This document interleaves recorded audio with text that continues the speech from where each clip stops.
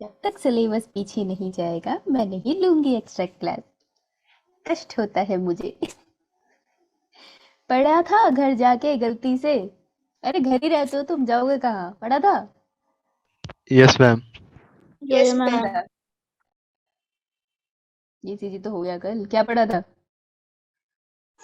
NCERT और question करे थे इसके। तो टॉपिक नहीं बताएगा क्या पढ़ा था? मतलब पूरा चैप्टर पढ़ लिया तूने? देखो ये काइंड ऑफ आंसर, मैम। ये आंसर देना रिस्की हो सकता है। क्योंकि जो ऐसा बोलेगा वो भरेगा। आज हम करेंगे डिसऑर्डर्स। असाइनमेंट कर लिए थे कार्डियक वाले? Yes ma'am. ठीक है। आज हम पढ़ेंगे डिसऑर्डर। उसके साथ हम थोड़ा सा कॉन्सेप्ट पढ़ेंगे ब्लड क्लॉटिंग का। ब्लड क्लॉटिंग की स्पेलिंग गलत लिखी, हद हो गई। उसके बाद हम पढ़ेंगे थोड़ा सा ब्लड क्लॉटिंग के बारे में। थोड़े से मेरा मतलब है जितना टॉपिक है उतना ही पढ़ेंगे यार, ऐसा कुछ नहीं है ही टॉपिक छोटा सा। ठीक है। उसके बाद मैं पढ़ाना नहीं चाहती लेकिन बहुत ही मजबूरी फोर्सफुली मुझे तुम्हें पढ़ाना पड़ रहा है एबीओ ब्लड ग्रुपिंग, क्योंकि मुझे लगता है कि तुमको ऑलरेडी आता होगा ये, लेकिन मुझे पता है फिर भी मुझे आंसर पूरे नहीं मिलेंगे। ठीक है।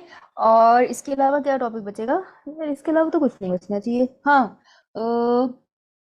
Hormonal control, hormonal control of heartbeat, heart function. ठीक है। तो इन कुछ टॉपिक्स पे आज हम क्विकली नजर घुमाएंगे। उसी बात पे चैट आ गई है, मैम आरबीसी मेडिबोर्ड सिस्टम डाउट्स। हाँ भैया, अभी पिला दूंगी हिपैटिक पोर्टल सिस्टम। ले भैया तू लिखवा ले, ये ले, हिपैटिक पोर्टल सिस्टम। बेटा जब स्पेस खत्म हो जाए तो समझ जाओ कि इस क्लास में पूरा नहीं हो पाएगा सब। पर करा दूंगी, टेंशन ना ले, ठीक है, रो मत। चल कार्डियक डिसऑर्डर से स्टार्ट करते हैं हम लोग। दिल की होने वाली बीमारी बहुत ही जरूरी है, काहे? क्योंकि इसके जो शब्द है वो एक दूसरे को घुमा देते हैं। हार्ट अटैक, कार्डियक अरेस्ट एक ही चीज है या अलग अलग है? ये बड़ा ही मतलब सुनने में एक जैसा लगता है लेकिन है अलग अलग। ठीक है। एंजीना क्या होता है, कोरोनरी हार्ट डिजीज क्या होता है, ये बहुत ही कॉमन टर्म्स है तो तुम सुनोगे। ठीक है। एरिथ्रोसिस क्या होता है, या ये जो छोटे छोटे से टर्म्स हैं इनको क्लियर कर लेते हैं। डिसऑर्डर छोटे हैं, एनसीईआरटी के पहले डिसऑर्डर पढ़ने हैं। उसके बाद अगर तुम्हारे को ऐसे शौक है बहुत सारे डिसऑर्डर पढ़ने का, तुमको कार्डियक सिस्टम में बहुत इंटरेस्ट है, तो तुम वेट ही नहीं कर सकते एमबीबीएस करने का, तुम कहोगे मैं अभी पढ़ूंगी सारा, तो फिर तुम खुद पढ़ लेना। डाउट होंगे तो पूछ लेना, मैं एनसीईआरटी वाले कराऊंगी। ठीक है। तो कार्डियक डिसऑर्डर में ह्यूमन फिजियोलॉजी में जितनी ह्यूमन फिजियोलॉजी है सबके साथ डिसऑर्डर है हर चैप्टर के एंड में, इतना पता है सबको?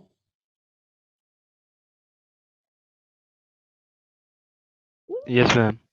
ऐसे जब मैं तेज बोल जाती हूँ कभी कभार, पता ही नहीं चलता क्वेश्चन भी आ गया। धीरे धीरे बोलती हूँ। पूरी ह्यूमन फिजियोलॉजी में चैप्टर के एंड में डिजीज है, and there is a probability बहुत ज्यादा कि चैप्टर के एंड में जो डिजीज है उससे क्वेश्चन आने की। पूरे चैप्टर से क्वेश्चन नहीं आ रहा लेकिन डिजीज से आ रहा है। जैसे जेनेटिक्स का चैप्टर पढ़ा है, जेनेटिक के चैप्टर में जो डिजीज वाला पोर्शन है ना उससे मोस्टली जहां तक मेरी नॉलेज है हर साल एक क्वेश्चन आता है। राइट। तो वो डिजीज वाला पार्ट इंपॉर्टेंट है। वैसे ही कार्डियक सिस्टम से भी क्वेश्चन आने के चांसेस है। इवन पूरी ह्यूमन फिजियोलॉजी में ना एंड में जो डिजीज है, एंडोक्राइन वाला स्पेशली, वहां से क्वेश्चन आने के बहुत चांसेस है। तो किसी की भी डिजीज मत छोड़ के जाना। और डिजीज की बेसिक चीज है, तुम्हें मीनिंग पता होना चाहिए कि वो हो क्या रहा है, क्योंकि मोस्ट प्रोबेबली वो तुमसे कॉन्सेप्चुअल टाइप का क्वेश्चन इससे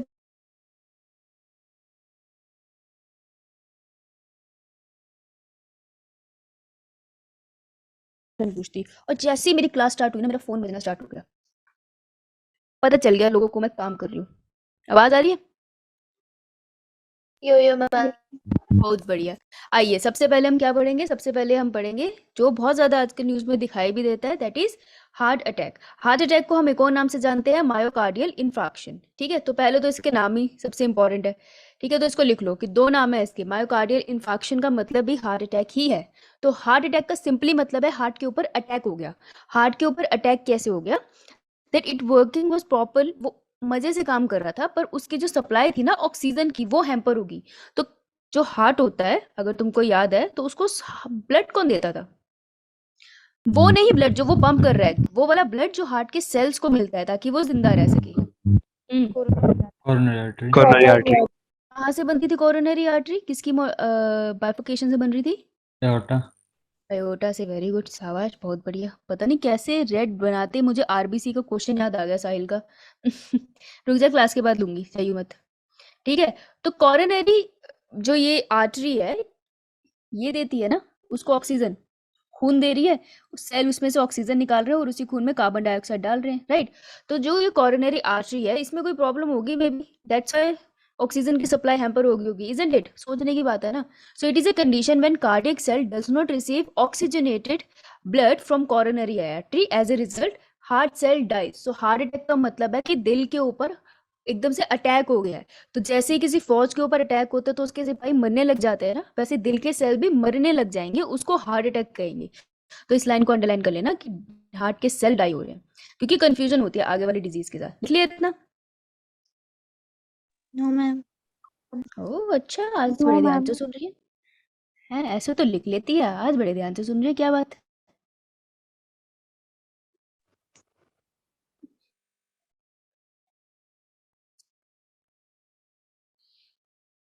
मौसम कैसा है वहां पे आज? आज तो यहाँ पे भी ठंडा था।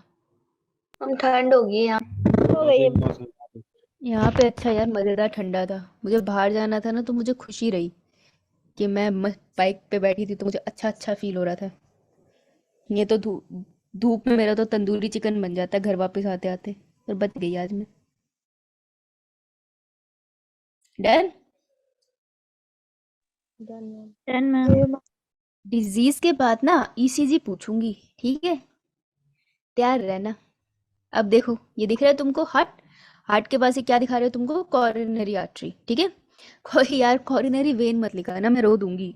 कॉरोनरी आर्टरी है ये, ठीक है? तो देखो, यहाँ से मस्त ब्लड जा रहा था, ये रेड कलर से ब्लड दिखा रहे हो क्योंकि रेड से दिखाते हैं।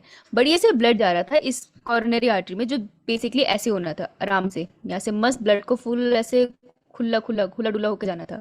लेकिन क्या हुआ, यहाँ पे येलो येलो कलर से तुम्हें दिख रहा है, ये डायग्रामेटिक रिप्रेजेंटेशन है, जरूरी नहीं है एकदम येलो ही दिखे। तो प्लेक इकट्ठा हो जाता है। तो ये क्यों इकट्ठा होता है, मैंने कल भी बताया था। हो सकता है डाइट में कोलेस्ट्रॉल बहुत ज़्यादा है, ठीक है? बहुत ज़्यादा कोलेस्ट्रॉल डाइट में होने की वजह से, बहुत ज़्यादा फैट कंजप्शन होने की वजह से, जब वो डाइजेस्ट नहीं होता, वो ऐसे ही ब्लड वेसल्स में जाके फंस जाता है। इसलिए कहते हैं ना, ज़्यादा तला हुआ खाना सेहत के लिए अच्छा नहीं है, उसका ये मतलब होता है। तो जब ये वन ऑफ द रीजन है, और भी रीजन हो सकते हैं, ठीक है? तो जब ये फैट जाके ऐसे इकट्ठा हो जाता है प्लेक की तरह, तो ब्लड को मूव करने की पूरी स्पेस मिल ही नहीं रही है। कहाँ पहले अच्छे से खून जा रहा था, अब बहुत कम खून जा रहा है। तो जिन सेल्स को खून नहीं मिल पाएगा, ब्लड नहीं पहुंच पा रहा जिन सेल्स के पास, वो सेल ऑक्सीजन भी नहीं निकाल पाए, तो वो सेल धीरे धीरे मरने स्टार्ट हो जाएंगे, राइट? तो ये दिखा रहे हैं यहाँ पे कि ये डाइंग हार्ट सेल्स है, कि ये सेल धीरे धीरे डाई कर रहे हैं। तो इस कंडीशन को हम बोलते हैं, क्या बोलते हैं? Heart attack. Heart attack, myocardial infarction, जो हिंदी पिक्चरों में बहुत ज्यादा होता है और अक्सर बेटी के बाप को होता है सम रीजन। चलो लिख लिया? छोटा सा एक ऐसी पिक्चर बना लो अपनी नॉलेज के लिए, ये दिल मत बनाने बैठ जाना, एक सदी लग जाएगी। चलो आगे।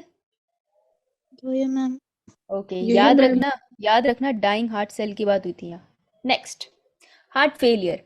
हार्ट अटैक, हार्ट फेलियर, ये सुनने में बहुत कॉमन लगते हैं, तो बहुत आराम से गलत ऑप्शन पे टिक हो सकता है। बहुत ध्यान से पढ़ना है, इसलिए याद रखना, अटैक से तुम कोई मूवी याद रख लो, कोई भी, या पद्मावती याद रख लो,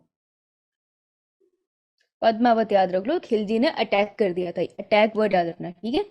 हार्ट फेलियर, फेल हो गया, heart is fail to perform its function. अब मुझे बताओ, what is the ultimate function of the heart? Function क्या है हार्ट का? Pumping of blood. pumping of blood. Pumping of blood. कौन सी साइड करती है मेनली? Left ventricle. पूरी बॉडी को ऑक्सीजनेटेड ब्लड कौन देती है? हाँ, लेफ्ट वेंट्रिकल ही है। दोबारा बोल देता तो क्या हो जाता है? Left side of it. Left ventricle. Left ventricle. So left ventricle की ना इज्जत भी ज्यादा है हार्ट में, ठीक है? तो हम भी तकरीबन चीजें उसी के रेफरेंस में पढ़ते हैं, क्योंकि लेफ्ट वेंट्रिकल ही है मेनली रिस्पॉन्सिबल, राइट? बेशक काम सब कर रहे हैं। तो देखो, ये टिपिकल हार्ट है, ए वाला। बी वाला देखो, थोड़ा सा बड़ा दिख रहा है, ये मैम कुछ फर्क दिखा? तो ये मैम आंखें तो नहीं खराब हो गई? ये देखो, ये हार्ट है, यहाँ देखो, ये व्हाइट लाइन से दिखा रहे हैं कि ये थोड़ा सूज सा गया है, जैसे इसको मम्मी ने पीट दिया हो, गाल बाल सूज गए इसके, ठीक है। तो ये एनलार्ज सा हो गया, राइट। तो एनलार्ज हार्ट हो जाना अच्छी बात नहीं है। So what is a heart failure? Failure of the heart to pump adequate amount of blood to the body. It can lead to serious condition. कोई प्रॉब्लम हो गई है जिसकी वजह से हार्ट ढंग से पूरी बॉडी में ब्लड पंप नहीं कर पा रहा है, ठीक है। बेसिकली हो सकता है उसके टिश्यूज में स्वेलिंग हो गई हो, किसी इन्फेक्शन की वजह से भी ऐसा हो जाता है, वायरल इन्फेक्शन भी ऐसा कर सकते हैं, ठीक है। हो सकता है उसके टिश्यूज को जब अच्छे से ऑक्सीजन सप्लाई नहीं मिल रही थी, अगर तुम सोचो, अगर अच्छे से ऑक्सीजन सप्लाई नहीं मिल रही थी और सोचो वेंट्रिकल की तरफ ना मिल रही हो, तो वहां पे भी सेल जल्दी से मरने स्टार्ट हो जाएंगे, तो वहां पे भी वो अपना फंक्शन नहीं कर पाएगा। So what ever is the condition, वो यहाँ पे मेंशन नहीं की है, उन्होंने सिंपली बोला है कि हार्ट फेलियर होता है जब हार्ट अपना काम नहीं कर पाता, वो फेल हो गया अपना काम करने में, यानी पंपिंग ऑफ ब्लड करने में, ठीक है। उसका वन एग्जाम्पल दे दिया कि हार्ट एनलार्ज हो गया है, राइट। तो उसको हम कहेंगे heart failure. Got it? Heart failure धीरे धीरे बहुत सीरियस सिचुएशन कर सकता है। देखो ऐसा नहीं है सडनली बंद हो जाएगा वो अपना काम करने से, हो सकता है ढंग से पंपिंग नहीं कर रहा, पहले वो पंपिंग कर रहा था 72 बीट्स पर मिनट पर, अब उतनी नहीं कर पा रहा, उसकी एफिशिएंसी डिक्रीज हो गई है, मे बी 50 बीट कर रहा है। तो धीरे धीरे इस इंसान को पता चलेगा कि हाँ भाई दिल में कोई प्रॉब्लम है, फिर अंडरलाइन कंडीशन जान के उसको ट्रीट किया जाएगा। समझ आई बात? Yes ma'am. और myocardial infarction sudden and quick हो गया, हम्म? जो आपने हार्ट अटैक पढ़ाया ना, फिर वो सडन एंड क्यूक होगा, लाइक हाँ, वो भी क्योंकि धीरे धीरे जैसे स्लोली स्लोली डैमेज करेगा। एक्चुअली एक्चुअली क्या है ना, जैसे धीरे धीरे हार्ट के सेल जा रहे हैं ना, तो जनरली इंसान को ऐसे सडनली पता नहीं चलता, क्योंकि ये चीज़ पता चलनी थोड़ी सी मुश्किल है। हार्ट के सेल धीरे धीरे कहीं मर रहे हैं, अब सोचो अगर वेंट्रिकल की तरफ नहीं अभी मरे, तो पंपिंग तो चल ही रही है, लेकिन बाकी सेल धीरे धीरे काम ढंग से करना बंद करके, तो हो सकता है इन इंसान को थकावट हो। पर जनरली तुमने सुना ना हार्ट अटैक अचानक से आता है, तो डिपेंड करता है, अगर थोड़े से सेल मरे हैं तो हो सकता है उसको माइनर हार्ट अटैक आए, तो फिर वहां पे होगा उसको थोड़ा सा दर्द होगा बाजू की तरफ या चेस्ट रीजन में, एडमिट करेंगे तो पता चल जाएगा कि भाई हार्ट अटैक था माइनर। लेकिन अगर ज़्यादा हार्ट के सेल मर गए हैं तो सडनली एकदम से उसको अटैक आएगा और वहाँ बचाना मुश्किल हो जाएगा, ठीक है। तो हार्ट के जो सेल्स होते हैं ना, डिपेंड करता है कितने मरे हैं, उस हिसाब से आपको उसके सिम्टम्स आते हैं। तो वो सडनली पता चलता है, किसी किसी केस में नहीं पता चलता, किसी किसी को माइनर हार्ट अटैक आता है उनको पता ही नहीं चलता, फिर जब सीवियर आता है तब पता चलता है। सो हार्ट अटैक सडन हम कह सकते हैं जब हमें विजिबली दिखता है, हार्ट फेलियर स्लो हो सकता है, इतनी जल्दी विजिबल नहीं होगा। समझ आई? तो मैम लड़की के बाप को जो कार्डिक अरेस्ट नहीं होगा क्योंकि वो क्विक होगा।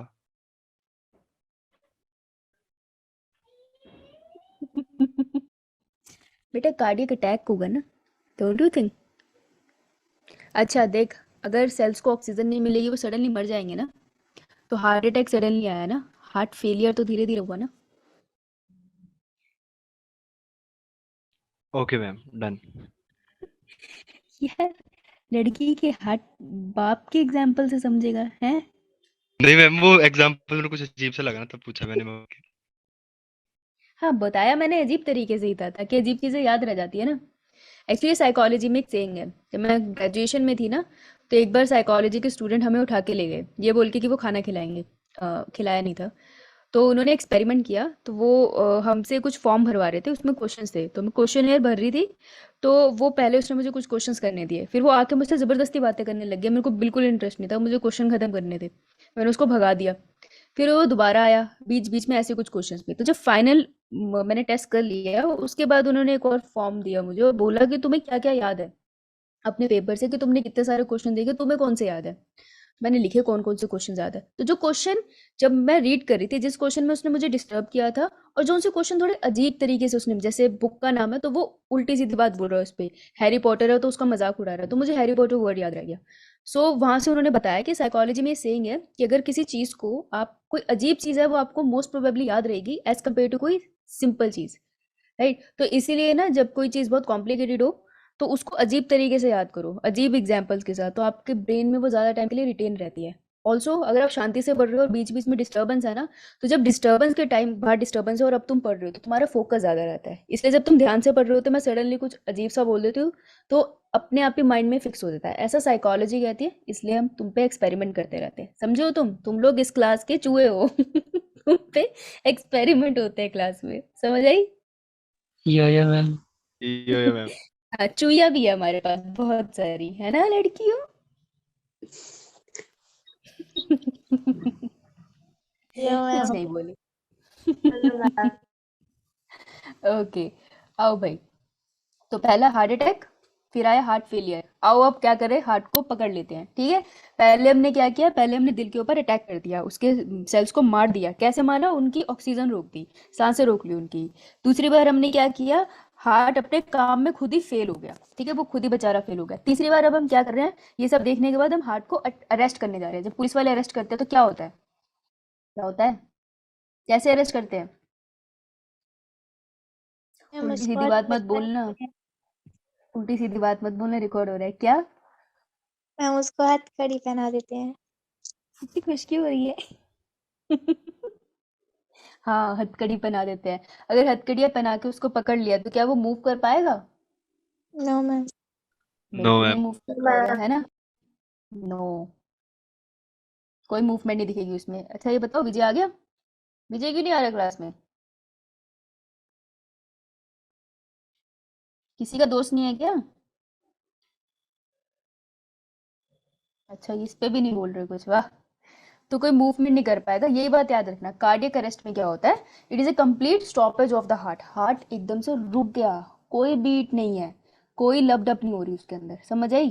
कोई फंक्शन नहीं हो रहा, कोई ब्लड एक्सचेंज नहीं हो रहा, तो सडनली हार्ट रुक गया, that is a cardiac arrest. Cardiac arrest के बाद कोई वो नहीं होगा, ठीक है। वो उसको उसको शॉक दे के कोशिश करेंगे कि शायद दोबारा बीट हो जाए, but cardiac arrest is a very severe situation, बहुत मुश्किल है बचना। सडनली हार्ट रुक गया काम करने से, ऐसा क्या हुआ? इसके बहुत सारे रीजंस हैं, ठीक है। इसके बहुत सारे रीजन हो सकते हैं। फॉर एग्जाम्पल, अगर मैं बोलूँ हार्ट के सेल्स को प्रॉपरली ऑक्सीजन नहीं मिल रही, ऑक्सीजन डेफिशिएंसी, ठीक है, हो सकता है उसको माइनर हार्ट अटैक आया हो, ना डायग्नोस हो, क्योंकि ये बायोलॉजी में ना हर बॉडी अलग है। कुछ लोगों को सिम्टम नहीं आते हैं, कोविड में ही देख लो, कितने लोगों को सिम्टम नहीं आए लेकिन कोविड हुआ था, है ना। कितने लोगों को आए। सो मान लो किसी की हार्ट में ऑक्सीजन की कमी की वजह से सेल धीरे धीरे मर रहे हैं, लेकिन फील ही नहीं हो रहा, उस इंसान को पता ही नहीं चल रहा, मे बी लाइफस्टाइल ऐसी है कि इतना ध्यान ही नहीं गया अपने ऊपर, राइट। सडनली उस इंसान को फिर कार्डियक अरेस्ट आएगा, क्योंकि एक टाइम आएगा जब सारे सेल मर जाएंगे, तब तो हार्ट धड़कना रुक जाएगा ना। हो सकता है उसमें धीरे धीरे स्वेलिंग हो रही हो, नहीं पता चला, कोई ऐसे सिम्टम नहीं दिख रहे, पता नहीं क्यों, सडनली कार्डियक अरेस्ट आया। कोरोनरी हार्ट डिजीज भी हो सकता है कि वहां पर वही कोरोनरी वेसल से ऑक्सीजन की सप्लाई नहीं हो पा रही, वहां पे प्लेग जमा हो गया हो। तो पीछे की जो मैंने तीनों कंडीशन बताई है ना, ये भी लेके जा सकती है कार्डियक अरेस्ट की तरफ। तो कार्डियक अरेस्ट बहुत सारे रीजन से हो सकता है, ठीक है। कार्डियक अरेस्ट का मतलब क्या होता है, अरेस्ट हो गया, स्टॉपेज ऑफ हार्ट बीट। तो तुमको ये लाइन पता होनी चाहिए। बात समझ में आई? नहीं समझ में आई? समझ में आ गई मैम। समझ आ गई तो कौन बताएगा, है? मुझे कैसे पता चलेगा? लिख लिया? ये मैम। यस या मैम। मैम। ये मैम। ये क्या बोला तुमने अभी? किसी ने कुछ बोला मुझे? कोई डाउट? पक्का किसी का कोई डाउट नहीं है? No ma'am. ओके, चलो चले आगे। ये तो देखो, ये अब इस ये इंपॉर्टेंट फिगर है, ठीक है, ये तुमको हेल्प करेगी। लेबल होने के लिए नहीं आएगी भाई, इंटरनेट से ढूंढिए, चोरी करिए यार किसी की। लेकिन बात बड़ी अच्छी बोली इसने। Cardiac arrest is an electrical problem. ध्यान से सुनना, cardiac arrest is an electrical problem. मैंने क्या बोला, कार्डियक अरेस्ट होगा मतलब हार्ट बीट नहीं होगा। हार्ट बीट क्यों नहीं होता? हार्ट बीट क्यों होता है? कैसे बीट होता है हार्ट भाई? स्टार्ट कैसे हुआ heartbeat? Through the signals of S and AV nodes. हाँ, ऐसे नोड ने सिग्नल जनरेट किया, तभी जाके हार्ट बीट स्टार्ट हुई थी, राइट। तो ऐसे नोड और एवी नोड ने अब सिग्नल जनरेट नहीं किया, तभी हार्ट बीट रुक गया। मतलब ऐसा कुछ प्रॉब्लम हो गई कि उनका फंक्शनिंग भी रुक गया है। तो cardiac arrest is a electrical problem, ठीक है। और heart attack is a plumbing problem. Plumbing की प्रॉब्लम है यार, कि हार्ट अटैक हुआ क्योंकि ऑक्सीजन की कमी यहाँ पर हो गई थी। समझ आई बात? तो अगर बेसिक डिफरेंस आ जाए तो ये डिफरेंस तुम लिख सकते हो। बहुत अच्छा पिक्चर है, तो इसको ऐसे ही छोटा सा बना लो फटाफट। समझ में आई क्या नहीं? Done ma'am. ठीक है, और किसी का कोई डाउट अभी तक?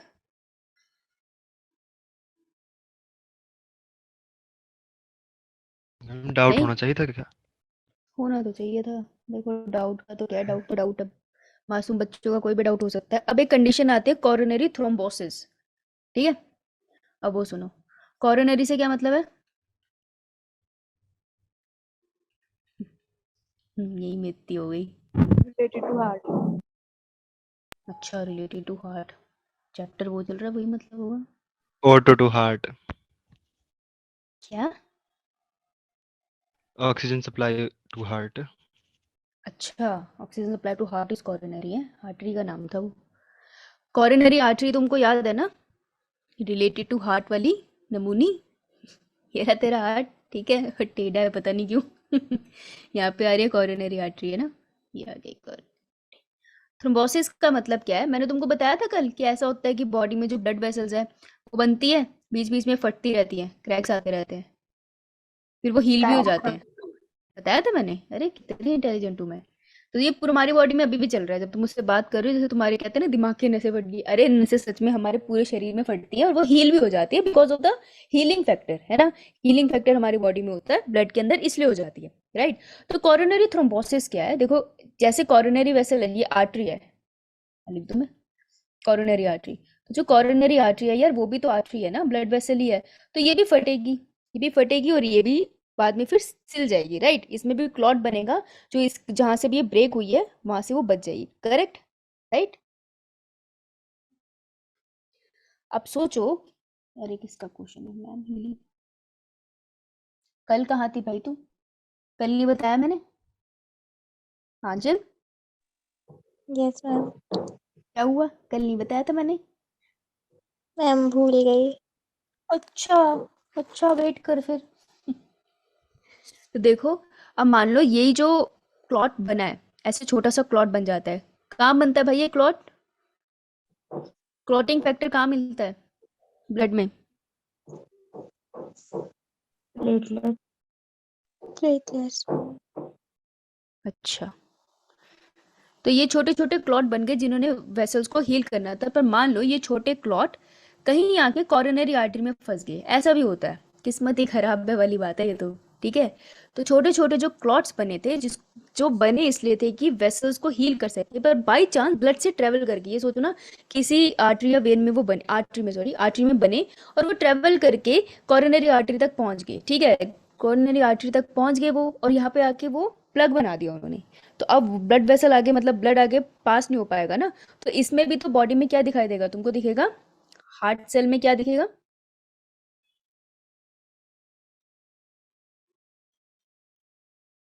अरे डेफिशिएंसी ऑफ ऑक्सीजन, क्या समझ नहीं आया, अरे क्या समझ नहीं आया।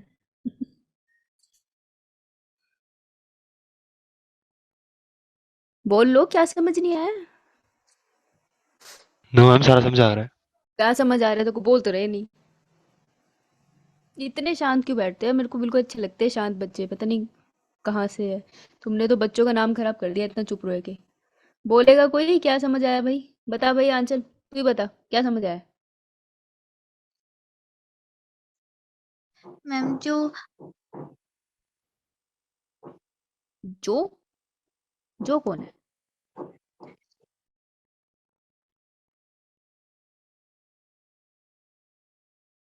बेटा जो नहीं पढ़ाया था मैंने। ये गलत बात है, अपने तरीके से टॉपिक बता रही है ये। बता भाई क्या समझ आया, फंस गई अब तू। मैम जो अब ब्लड माई, क्लॉट होते हैं वो कॉर्नरी आर्टरी में जाते हैं। और फिर मैम वहाँ पे डेफिशिएंसी O2 और हार्ट सेल्स की होती है, तो फिर वो ब्रेक हो जाते हैं। नहीं बेटा, क्या बोल गई, ये कौन सी बात बोल गई, ये थोड़ी पढ़ाई थी। बेटा ये छोटे छोटे से क्लॉट बनते हैं। अच्छा, जब भी कोई ब्लड वेसल ब्रेक हो जाती है ना, तो छोटे छोटे से क्लॉट बनते हैं, जैसे ये ब्लड वेसल थी बढ़िया से हैप्पी हैप्पी, फिर ये कहीं पे किसी दिन ब्रेक हो गई। तो जब ये ब्रेक होती है ना, तो छोटे से क्लॉट ब्लड के अंदर ही क्लॉटिंग फैक्टर के थ्रू बनते हैं। लेट से ये मेरा छोटा सा क्लॉट बना, और ये क्लॉट यहाँ जाकर इकट्ठा हो जाएगा, ठीक है, इकट्ठा हो जाएगा और इसकी हीलिंग को बचा देगा, ठीक है। जैसे घर में यार अगर पाइप वाइप टूटती है ना, तो घर वाले इतनी जल्दी एक्सचेंज नहीं करते, वो उस पर टेप लगा देते हैं या उसको फिक्स कर देते हैं, बेसिकली इंडियन जुगाड़, ठीक है। तो यहाँ पे छोटे सा क्लॉट जाके फंस गया और इस ब्लड वेसल की लीकेज को बचा दिया। अब यही वाला क्लॉट जो है ना, ये यहाँ पर ब्लड वेसल पे लग के उसको बचाने के बजाय मान लो एक्स्ट्रा क्लॉट बन गया, या फिर यहाँ से रिलीज हो गया, और ये ब्लड में ट्रेवल कर रहा है, और ट्रेवल करते करते करते पहुंच कहाँ गया, ये पहुंच गया ये सीधा कोरोनरी आर्टरी में। तो अगर कोरोनरी आर्टरी में ऐसा कोई क्लॉट पहुंच जाए तो वहां पे जाके वो ब्लॉकेज कर सकता है। तो अगर वहां जाके वो ब्लॉकेज कर रहा है तो क्या होगा, जो नॉर्मल ब्लड ने ट्रांसफर होना था वो नहीं हो पाएगा। ब्लड सही से नहीं पहुंच पाएगा कोरोनरी आर्टरी के पास तो क्या होगा, हार्ट के सेल्स के बाद ऑक्सीजन की कमी हो जाएगी। ठीक है, तो ऐसी कंडीशन को जब हार्ट के सेल के बाद ऑक्सीजन की कमी हो गई, राइट, तो इस कंडीशन को तो हम पहले भी पढ़ चुके हैं, क्या बुलाते हैं इसको? Heart attack. हाँ, लेकिन इस कंडीशन में मैं क्या बोलूंगी कि हार्ट के सेल्स के पास ऑक्सीजन की कमी होगी बिकॉज ऑफ कोरोनरी थ्रोम्बोसिस। तो कोरोनरी थ्रोम्बोसिस की वजह से हो सकती है which can lead to heart attack, no doubt. लेकिन इस कंडीशन को मैं रीजन बोलूंगी कोरोनरी थ्रोम्बोसिस था, कि यहाँ पर फैट डिपोजिशन नहीं है, यहाँ पे क्लॉट डिपोजिशन है। फिर डॉक्टर क्या करेंगे, पोस्टमार्टम से बताएंगे कि हार्ट अटैक का अंडरलाइंग रीजन क्या था। समझ आई बात? Yeah, ma'am. अच्छा, चलूँ आगे? यो मैम। Yeah, ma'am. ओके, तो कॉन्सेप्ट अरे सो क्यों गई है, उठ जा।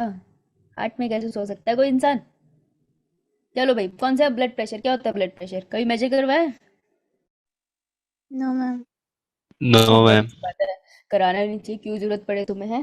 कभी देखा है किसी को मेजर कराते हुए? Yes ma'am. यो मैम। अच्छा, नो मैम। कैसे किस अच्छा, इसने देखा भी नहीं, आंखें बंद कर लेती है हॉस्पिटल जाके। बताओ।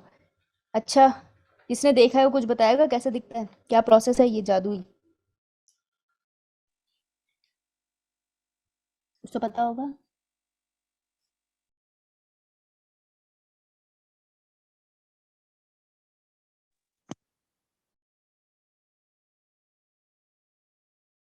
कुछ नहीं बता?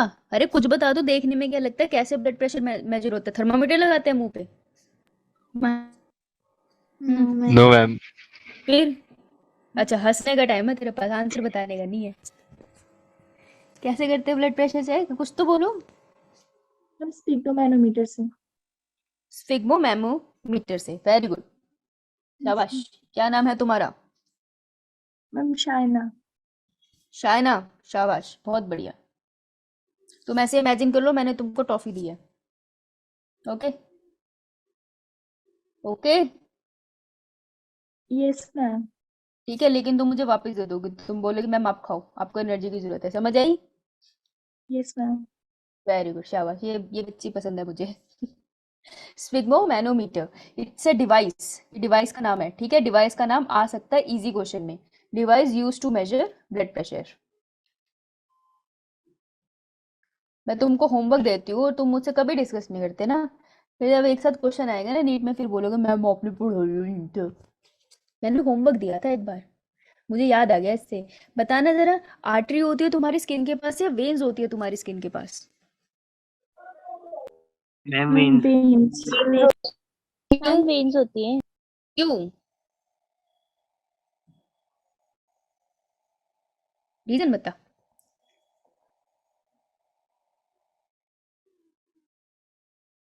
हाँ, रीजन पता नहीं है मैम, रट लिया था, है ना? स्किन के पास होती है वेन्स, करेक्ट, रट्टा तो तुम्हारा बहुत बढ़िया है। ठीक है, डीप रूटेड होती है, डीप सीटेड इन बॉडी होती है आर्टरी, ये भी सही है। वेन कैसा ब्लड कैरी करती है, ऑक्सीजनेटेड डीऑक्सीजनेटेड? डीऑक्सीजनेटेड। और आर्टरी? ऑक्सीजनेटेड। Oxygenated, right. अगर फिर भी याद नहीं होता तो जो हमें ऐसे याद है स्कूल टाइम से कि यहाँ दिल बनाया, ठीक है, ऑब्वियसली ये लेफ्ट साइड है ये राइट साइड है, तो इसको हम कहते हैं पल्मोनरी आर्टरी, ठीक है, जो जैसे मुझे याद है, ठीक है। उसके बाद यहाँ आएगी इस ऑर्डर में पल्मोनरी वेन, फिर यहाँ से जो निकलेगी वो होगी हमारी सिस्टमिक आर्टरी, मुझे ऐसे ही याद है स्कूल टाइम से, ठीक है। और फिर वो आगे जाके बनाएगी सिस्टमिक वेन, मैंने टिश्यू विश्यू कुछ मेंशन नहीं करे, सिस्टमिक वेन। तो अभी भी कोई सडनली मुझसे आर्टरी वेन पूछता है तो मेरे दिमाग में पहले यही आता है, pulmonary artery, pulmonary vein, systemic artery, systemic when, right. तो मैं पूछूं आर्टरी क्या कैरी करती है, तो ये देखो ना, आर्टरी ये रही, तो ये कैरी करती है ऑक्सीजनेटेड ब्लड, ठीक है। और वेन क्या कैरी करती है, डीऑक्सीजनेटेड ब्लड। ओके, इनकी एक्सेप्शन है वो ऊपर है, पल्मोनरी वाली एक्सेप्शन है, लेकिन सिस्टमिक आर्टरी पूरी बॉडी में ये सारी आर्टरी ऑक्सीजन सप्लाई कर रही है ना, तो हम बोलेंगे आर्टरी का मेन फंक्शन ऑक्सीजन कैरी करना है, ऑक्सीजनेटेड ब्लड कैरी करना है। हम उसको पल्मोनरी आर्टरी से कंपेयर नहीं करेंगे, ठीक है, क्योंकि पल्मोनरी आर्टरी सिर्फ लंग के पास जा रही है, लेकिन सिस्टमिक आर्टरी तुम्हारी बॉडी के हर पार्ट के पास जा रही है। तो आर्टरी का फंक्शन क्या हुआ? आर्टरी का फंक्शन हुआ ऑक्सीजनेटेड ब्लड को कैरी करना, ठीक है, इतनी बात क्लियर? मैम। अब देखो, अब इधर आओ। तो स्किन के पास जो है हमारे, जो तुम्हारे स्किन के पास, जिनको तुम देख भी सकते हो, किसी की फेस पे किसी की बाजू पे दिखेगी, वो मोस्टली वेन्स है। क्यों? क्योंकि उसके पास डीऑक्सीजनेटेड ब्लड है। बाई चांस तुमको कट वट लग जाए, है ना, बाई चांस नर्व्स तक पहुंच जाए, वो वेन्स तक पहुंच जाए, तो तुम्हारी बॉडी से कौन सा खून निकलेगा? डीऑक्सीजनेटेड। हाँ, ठीक है, कट करने के बाद बॉडी से ब्लड लॉस होगा, ज़्यादा ब्लड लॉस होने से सीरियस कंडीशन हो सकती है, न्यूट्रिएंट्स चले जाएंगे, ऑस्मोटिक बैलेंस थोड़ा डिस्टर्ब हो जाएगा, लेकिन ऑक्सीजन तो नहीं जा रही ना बॉडी से। ऑक्सीजन वाला जो ब्लड है वो तो आर्टरी के पास है, और वो तो बॉडी के बिल्कुल अंदर है, तो उसके लिए तो किसी को छुरा मारना पड़ेगा अंदर, है ना, ऊपर से वो नाइफ से तो नहीं घटेगा। सो आर्टरी अंदर इसलिए सिचुएटेड होती है क्योंकि उसके पास ऑक्सीजनेटेड ब्लड है, और तुम्हारे बॉडी को ब्लड ऑक्सीजन की बहुत ज्यादा जरूरत है, बिना ऑक्सीजन के ब्रेन बहुत जल्दी मर सकता है, ठीक है। सो प्रोटेक्शन के लिए नेचर ने बॉडी को ऐसे डिजाइन करा है कि अगर थोड़ी बहुत इंजरी हो भी जाए तो डीऑक्सीजनेटेड ब्लड बॉडी से निकले, ना कि ऑक्सीजनेटेड ब्लड। अगर आर्टरी कटती है तो मरने के चांसेस ज्यादा है, वेन कटती है तो फिर भी टाइम है बचने का। समझ आई बात? ये नेचर का बहुत ब्यूटीफुल डिजाइन है, समझ आई? Yeah, ma'am. सुसाइड सुसाइड के केस में क्या होगा फिर? वो तो मर ही जाते हैं। बेटा क्योंकि उनको असिस्टेंट नहीं मिलती ना, उनके पास टाइम है। अगर आप किसी ने अपनी नर्व्स काट लिए तो आप उसको अगर टाइमली उसको मेडिकल हेल्प मिल जाए तो बचते भी तो हैं। अब किसी ने नर्व काट लिया है और आपको पता ही नहीं चल रहा 24 आवर्स तक, तो एक्सेसिव ब्लड लॉस की वजह से भी जान जाएगी। हमें ये भी नहीं पता कि उसने कितना डीप काटा है, हो सकता है उसने इतना डीप काट लिया हो कि आर्टरी तक लग गई हो। बस अगर आर्टरी पे लगी तो डेथ जल्दी हो जाएगी, वेन पे लगी है तो फिर भी उसके पास टाइम है, लेकिन अगर हेल्प नहीं मिलेगी तो एक्सेसिव ब्लड लॉस से तो जाएगा इंसान। फिर सोचो ना, शरीर से ब्लड ही खत्म हो जाए फिर कैसे जिएगा कोई, right? Ma'am doctor okay ma'am. Injection artery में लगाते हैं कि वेन में लगाते हैं फिर? हम्म मैम डॉक्टर्स जो होते हैं मैम वो इंजेक्शन आर्टरी में लगाते हैं कि वेन में फिर? क्या लगता है, बाजू पे जब लगाते हो कहाँ लगाते होंगे? वेन में। वेन में, आर्टरी तक पहुंचना मुश्किल है, तो वो मैम तो वो कोई फर्क। केमिकल्स मिक्सअप मैम तो मिक्सअप कहाँ होगा फिर वो? Yes like ma'am. DO2 तो फिर चली जाएगी एल्वियोलाई में हमारी हम्म और एक्सपायर हो जाएगी। फिर वो केमिकल्स मिक्सअप कहाँ होंगे? एक्सपायर हो जाएगी बेटा। ऑक्सीजन और डीऑक्सीजन और ऑक्सीजन का रोल होता है। लंग्स के पास जब ब्लड जाता है ना तो उसमें ऑक्सीजन ऐड हो जाती है, कार्बन डाइऑक्साइड रिलीज हो जाती है, बाकी चीजें तो वहीं रहती है ना। लंग कोई वॉशिंग मशीन थोड़ी है, डाला तो कपड़े सारे धुल गए। उसमें सिर्फ ऑक्सीजन और कार्बन डाइऑक्साइड का एक्सचेंज होने वाला है, बाकी चीजें तो उसी में रहती है ना, खून तो खून ही है। समझ आई? यो मैम, गॉट इट। बड़ा मासूम क्वेश्चन था, मजा आया मुझे आंसर करके। मैंने सोचा नहीं था ऐसे, पर मजा आया। वेनिश, सारे दाग गायब। आगे चलो। यो मैम। यो मैम। चलो फिर, बीपी क्या होता है? ब्लड प्रेशर जो तुम अपने घर वालों का बढ़ाते हो आए दिन, ठीक है, तो बीपी होता क्या है? It is a pressure exerted by blood on the walls of the blood vessel. Blood vessel की बॉल है और उसके अंदर ब्लड, बता दो फिर लगे हाथ, ब्लड के क्या क्या कंपोनेंट्स थे? ब्लड किस किस चीजों से मला होता है? Form elements. वो क्या होते हैं? और प्लाज्मा। ये बच्ची प्लाज्मा बोलना चाहती है, नेट का इशू है। फॉर्म्ड एलिमेंट से क्या मतलब है? सरल भाषा में बता भाई, बायो नहीं आती मुझे, हैं? RBCs, WBCs and platelets. हाँ, blood cells, right. Plasma mostly water होता है और बाकी सब चीजें मैं करा चुकी हूँ। तो ये सब यहाँ पे जब जा रहे हैं ना तो ऐसे नहीं जाते, ये धक्के मार के जाते हैं, ऐसे टुई, इधर मारेगा धक्का, धक, इधर मारेगा धक्का। तो ये धक्का मारने से जो वेसल्स के ऊपर प्रेशर पड़ता है उसको ब्लड प्रेशर कहते हैं, ठीक है। अब तुमको क्या याद रखना है कि ब्लड प्रेशर ज्यादा कहाँ होगा? बीपी मोर का ऑर्डर, ये आएगा नीट का क्वेश्चन। तो सोचोगे पीछे से कोई क्वेश्चन नहीं आएगा, डिजीज पे किसी पे भी क्वेश्चन आ सकता है, मैं ये नहीं कह सकती कौन सी ज्यादा इंपॉर्टेंट है, सब करनी पड़ेगी एनसीईआरटी की, लेकिन नीट का क्वेश्चन यहाँ से बनता है। सबसे ज्यादा ब्लड प्रेशर किसमें होता है? अयोटा में। क्यों? भाई पूरे शरीर को इसी से तो जा रही है, सारे शरीर को ऑक्सीजनेटेड ब्लड इसी से मिल रहा है। फिर होता है आर्टरीज में, क्यों?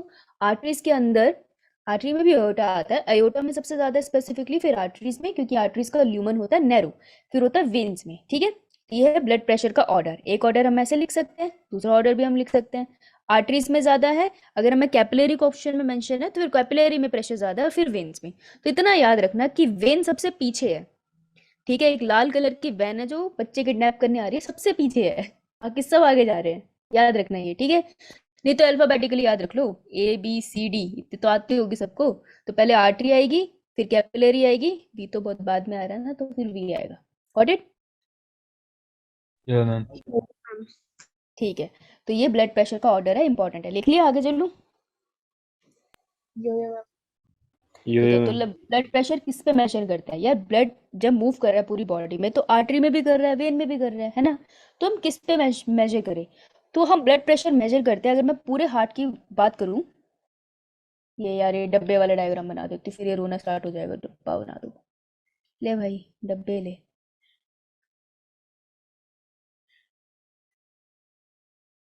क्या डब्बा बना है, वाह! खिड़की बनी, खिड़की। ये है, ये कौन साइड थी? राइट, राइट ही है ना ये? गलत लिख दिया मैंने? नो ठीक है। मैम, सही है। ठीक है, तो कौन सा चेम्बर है जो सबसे ज्यादा प्रेशर से खून को धक्का देगा? LV. Left ventricle. Left ventricle. क्यों भैया? धक्का तो इसे देना पड़ेगा ना जोर से, नहीं तो पूरी बॉडी में सप्लाई कैसे होगा? सिर तक खून कैसे जाएगा? तुम्हारे पैरों तक कैसे जाएगा? तो एलवी सबसे ज्यादा प्रेशर देता है, इसीलिए हम ब्लड प्रेशर भी जो मेजर करते हैं वो हम किससे करते हैं? आर्टरी। तो आर्टरी को स्टडी करते हैं हम। Artery use to measure blood pressure. जिस तरीके से नीट के अब क्वेश्चन आते हैं कॉन्सेप्चुअल, तो हो सकता है वो किसी बच्चे के जज्बात से खेलने की कोशिश करे, तो फिर तुम वो वाले बच्चे मत बनना। तुम लिखा ना आर्टरी से होता है, ठीक है। चलो, तो वेंट्रिकल से जो ब्लड बाहर पंप होकर निकल रहा है उसी को मेजर करने की कोशिश करी जाएगी, ठीक है। So blood pressure is always measured in artery, right. चलिए अब आगे, ऐसा तो मैंने चेंज कर दिया है। अब देखो, measuring blood pressure always measure in arteries, लिख दिया यहाँ पे बहुत अच्छे से। अब देखो, दो प्रेशर याद होने चाहिए तुम्हें, सिस्टोलिक और डायस्टोलिक प्रेशर। अब ये तो तुम में से कोई मुझे बताएगा क्या होता है? मैम सिस्टोलिक होता है पंपिंग प्रेशर, और डायस्टोल होता है आपका रेस्टिंग प्रेशर। हाँ, so pressure in arteries during ventricular systole, तो जब वेंट्रिकल ऐसे पिचक गया अंदर की तरफ, ऐसे स्क्वीज कर दिया, तो उस टाइम पे जो प्रेशर आर्टरीज के अंदर आया, ओवरऑल आर्टरीज के अंदर आया, उसको सिस्टोलिक प्रेशर कहेंगे। और डायस्टोलिक प्रेशर होगा pressure in the arteries during the ventricular diastole, जब डायस्टोल रिलैक्स भी कर रहा है, तो उस टाइम में भी जो ब्लड अंदर आर्टरीज से जो मूव कर रहा है, उस आर्टरी में प्रेशर कैसा है? आर्टरी में प्रेशर थोड़ा डिक्रीज होगा, पर एकदम से खत्म थोड़ी हो जाएगा, ब्लड तो अभी भी मूव कर रहा है ना उसमें। तो सिस्टोलिक और डायस्टोलिक प्रेशर को हम मेजर करते हैं ड्यूरिंग ब्लड प्रेशर। तो हमारे पास एक स्टैंडर्ड वैल्यू है, ठीक है, एक स्टैंडर्ड वैल्यू है। कभी तुमने सुना होगा कहीं पे ये वाले टर्म सुने होंगे? यो मैम। क्या हुआ? कौन से टर्म सुने? Yes. टर्म तो मैंने बताया नहीं। 120/80 mmHg. एमएफएचजी, yes ma'am. 120 mmHg by 80 mmHg। तो ये है स्टैंडर्ड नॉर्मल, स्टैंडर्ड बीपी। सही है ये, बढ़िया, ये ऐसा ही रहना चाहिए, ठीक है। तो 120 रिप्रेजेंट बेटा Systolic किसका? pressure. हाँ, सिस्टोल का तो ज्यादा होगा। शाबाश, ये लड़की तो बहुत इंटेलिजेंट होती चली जा रही है। सिस्टोलिक प्रेशर, और नीचे वाला कौन सा होगा? Diastolic pressure. Diastolic pressure. ये बीच में कौन है जो वो रैप नहीं आता बीच में गाने के? ये वैसे ही मुझे बीच में म्यूजिक आ रहा है किसी के माइक ऑन करने में। तो ये सिस्टोलिक और डायस्टोलिक प्रेशर की स्टैंडर्डाइज्ड वैल्यू है, लिख ली? No, ma'am. यो मैम। तो बेटा वैल्यू को ऊपर नीचे कर दो, हो गया काम खराब, है ना। वैल्यू को ऊपर नीचे करोगे तो ब्लड प्रेशर हम कह सकते हैं कि किसी का बीपी ज्यादा है, किसी का बीपी कम है।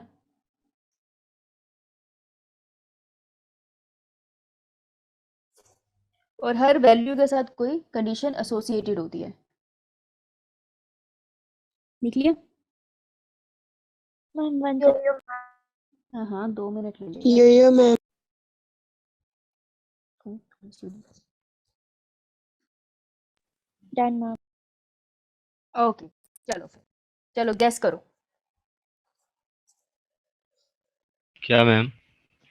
यही गैस कर कि गैस क्या करना है। कर लिया गैस? Yes ma'am.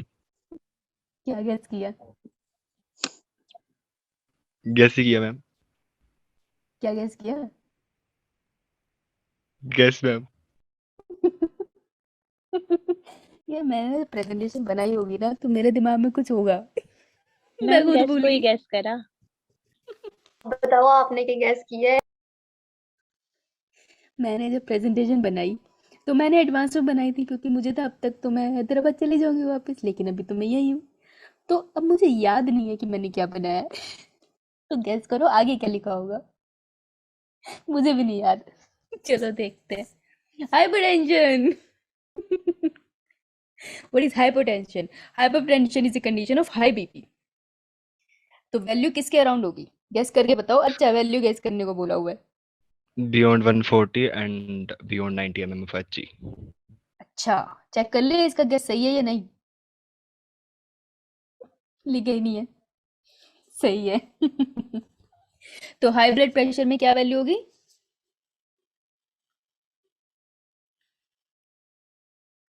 बोल ले भाई, सही तो बोल रहा था। अच्छा, okay. 140 Beyond by 140 90। mm of Hg.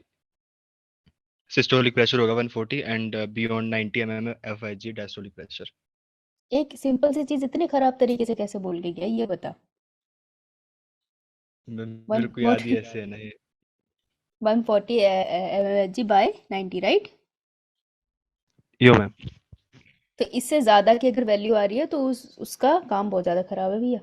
ठीक है, इससे ज्यादा की अगर वैल्यू आ रही हो तो हाइपरटेंशन कंडीशन है। ओके, हाइपरटेंशन कंडीशन अच्छी नहीं होती है। ब्लड इतने प्रेशर से मूव कर रहा है तो आर्टरीज और वेन का फटने के बहुत ज़्यादा जल्दी जल्दी चांसेस है। और ये जो फटेंगे ना, ये जल्दी से हील नहीं हो पाएंगे, क्योंकि छोटे छोटे माइनर क्रैक्स थोड़ी है, ये सीरियस कंडीशन है। बहुत प्रेशर से ब्लड उनमें मूव कर रहा है, तो इसको लो करना बहुत ज़्यादा ज़रूरी है। ठीक है, इतनी बात समझ आई? और फिर अगर मैम ज़्यादा लो हो जाए तो? ज़्यादा लो हो जाएगा तभी कंडीशन है ना, बॉडी की रिक्वायरमेंट को सही से मीट नहीं कर पा रहा है। इसलिए बैलेंस बना रहना चाहिए। ज़्यादा लो होगा तब भी उसमें प्रॉब्लम है, क्योंकि तुम्हें याद है ना, पैसिवली तो एट्रियम के अंदर, राइट एट्रियम के अंदर ब्लड भरता है। तो लो हो गया तो यार एट्रियम तक ब्लड कैसे पहुंचेगा? राइट, याद है ना, जब हार्ट में पंपिंग स्टार्ट ही होती है कार्डियक यो मैम, साइड यो यो तक, यो यो यो. तो ब्लड अंदर आता है। कहता है, फटाफट दोबारा ना पढ़ा दे। हाँ, समझ गया। लिख लिया ये? Done ma'am. Yes ma'am. ये मैम। कोरोनरी आर्टरी डिजीज क्या मतलब होता है इसका? अब देखो, it is a condition of narrowing और blockage of lumen of coronary artery. Coronary artery का स्पेसिफिकली जो ल्यूमन है, जो सेंट्रल पार्ट है, उसमें हो रही है ब्लॉकेज, वो बहुत ज्यादा थिक थिक सा हो गया। इसी कंडीशन को हम एक और नाम से जानते हैं, एंथीरोस्क्लेरोसिस। तो क्वेश्चन किससे आएगा? इस टर्म से, है ना, कि ज्यादा तंग होने। और एक CAD कैट वर्ड तुम्हें बहुत कॉमनली मिलेगा तुम्हारी बुक्स में। तो कोरोनरी आर्टरी डिजीज का दूसरा नाम है एंथीरोस्क्लेरोसिस, जिसका मतलब है कि जो लूमन है कोरोनरी आर्टरी का, वो धीरे धीरे नैरो होता चला जा रहा है। बेसिकली प्लेग बन जाएगा, जिसकी वजह से कोरोनरी आर्टरी में क्या होगा, कोरोनरी आर्टरी से ब्लड आगे ट्रांसफर नहीं हो पाएगा और ऑक्सीजन की हार्ट में कमी हो जाएगी। तो मुझे कोई ये बताओ, ये होमवर्क है तुम्हारा, सोचने वाली बात है, कि डिफरेंस क्या है। होमवर्क लिख लो, डिफरेंस क्या है बिटवीन किस में, हार्ट अटैक एंड CAD। ठीक है, ये डिफरेंस करके आना, मजा आएगा पढ़ने में तुम्हें। लिखा? यो मैम। ठीक है, तो इसका डिफरेंस करके आना, इंटरेस्टिंग है, मज़ा आएगा जब पढ़ोगे इसे। और यार अगर तुम्हें टाइम मिले, और जो कि मुझे पता है तुम्हें मिल जाएगा, तो एनिमेटेड वीडियो देखना, जो हमने हार्ट डिजीजेस करी है ना, उसकी एनिमेटेड वीडियो देखना, क्योंकि मैं यहाँ बोल रही हूँ, लेकिन जब तुम उसको देखोगे ना एनिमेशन में, तो तुम्हें कभी भूलेगा नहीं। ठीक है, तो एनिमेटेड वीडियो देखना, बहुत सारी है नेट पे, और ट्राई करना 5 to 6 मिनट्स की वीडियो, से ज़्यादा लंबी मत देखना। तुम्हारा टाइम बहुत प्रीशियस है ना, तुम्हें इंस्टा भी तो चलाना है ना? ठीक है, तो CAD is coronary artery disease, जिसका दूसरा मीनिंग होता है एरिथ्रोस्क्लेरोसिस, और इसका वैसा सही कंडीशन है जैसे कि हमने हार्ट अटैक के केस में पढ़ी थी कि प्लेग बन गया, क्यों बन गया भाई, कोलेस्ट्रॉल वहाँ पे एक्यूमुलेट हो गया, फैट एक्सेसिव मॉलिक्यूल एक्यूमुलेट हो गए, बहुत ज़्यादा कैल्शियम हो जाए बॉडी में तो वो भी वहाँ जाके एक्यूमुलेट हो जाता है। ठीक है, तो उससे होगा क्या, ऑक्सीजन की कमी हो जाएगी हार्ट के सेल को, और हार्ट के सेल निकल लेंगे। Got it? Yo ma'am. अच्छा चलो आगे चलूं। समय कितना हुआ है? यार समय तो है। एंजीना, एंजीना कल कहाँ मेंशन किया था? एंजीना कहाँ कल मेंशन किया? मैंने मेंशन किया था भाई, कहाँ मेंशन किया था?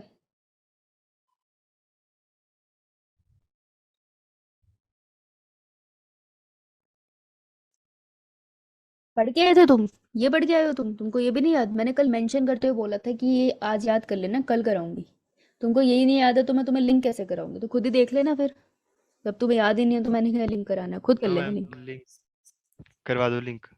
अच्छा तो पढ़ के भी आ जाए कर फिर, स्पून फीडिंग थोड़ी है, कमाल है। मैं खुद का खाना खुद खा लूं, बहुत नहीं है क्या मैं तुझे भी खिलाऊं हाथों से? Angina, it is the occurrence of pain within the chest region because of inadequate supply of blood to the heart tissues. If it is continue, it can lead to heart attack. देखो, heart के tissues को oxygen नहीं मिल पा रही है सही से, तो अगर हार्ट के टिश्यूज को ऑक्सीजन नहीं मिल पा रही है सही से तो उसका एक कंडीशन अराइज हो सकती है कि चेस्ट में पेन फील हो रही है। कुछ लोग ना इसको इंजेक्शन समझ लेते हैं, तो कहते हैं ना कि हो सकता है कि हमें गैस हो रही है, उसकी वजह से अजीब सी चेस्ट में पेन जैसी फील हो रही है। ठीक है, तो इसको कुछ लोग ऐसे मिसअंडरस्टूड कर लेते हैं, पर वो सिग्निफाई कर रहा होता है एंजीना कंडीशन को, कि यार हार्ट के सेल्स को ऑक्सीजन नहीं मिल रही है। अगर इसके ऊपर ध्यान नहीं दिया जाए तो ultimately it can lead to heart attack, right? तो एंजीना पहले आएगा फिर हार्ट अटैक कंडीशन आएगी। Got it? रिलेशनशिप समझ आया दोनों का? Yo ma'am. तो इनको ना जो डिजीजेज है उनको रिलेशन में करना आपस में, क्योंकि ये आपस में ही तुम्हें कंफ्यूज करेंगे। इतनी डिफिकल्ट नहीं है, कंफ्यूज होगी जब एक साथ 3 डिजीज आ जाएगी तब याद नहीं रहेगा कौन सी करनी है। ये वो क्वेश्चन है जब 4 स्टेटमेंट में मैं तुम्हें चारों डिजीज लिखूंगी ना और ये पूछूंगी which one is the correct, तुमसे हो नहीं पाएगी क्योंकि चारों डिजीज मिक्सअप हो जाएगी माइंड में। तो इसलिए उनको एक दूसरे से पहले ही रिलेट कर लो कि वो कभी मिक्सअप ना हो, समझ आई? पहले ही कंपेयर कर लो, और हर डिजीज के साथ एक मेन पॉइंट याद रख लेना। एंजीना के साथ मैंने याद रख लिया चेस्ट पेन, हार्ट अटैक के साथ मैंने याद रख लिया हार्ट के सेल्स के ऊपर अटैक, ऑक्सीजन छीन लो उनकी। ठीक है, ऐसे वर्क करके याद रखना। तो कभी भी जो कंसेप्शन क्वेश्चन है ना जिसमें तुम कंफ्यूज होते हो कौन सा आंसर करेक्ट है, वो सही होने स्टार्ट हो जाएंगे फिर। Got it? चलिए आगे बढ़े। कोई डाउट किसी को अभी तक? अच्छा फिर एक टर्म लिखती हूँ, मुझे बताना ये टर्म क्या होती है। वैसे मैं टर्म क्यों लिखूँ, पहले तुम मुझे बताओ। जो वो होता है हमारा ब्लड सेल की फॉर्मेशन होती है उसे क्या बोलते हैं प्रोसेस को? एरिथ्रोपोइसिस। Erythro yes, erythropoiesis. और फॉर्मेशन ऑफ ब्लड को हम क्या बोलते हैं?